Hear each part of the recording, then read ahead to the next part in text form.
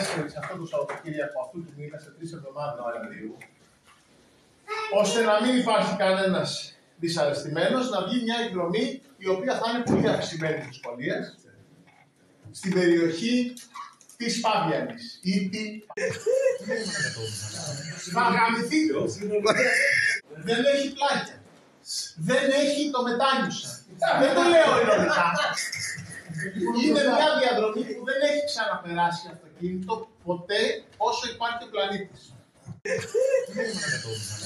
Θα γαμηθείτε.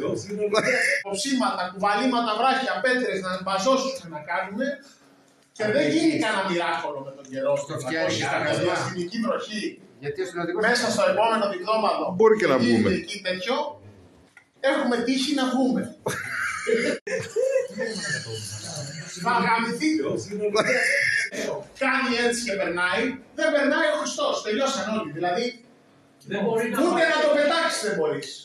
Έχει δέντρα, έχει πράγματα, έχει διάφορα. Τότε εντάξει. Καμιά είναι πολύ πλόκο το κόνσεπτ και δεν έχει διαφυγή, δεν έχει στενάκια. Θα γαμηθείτε.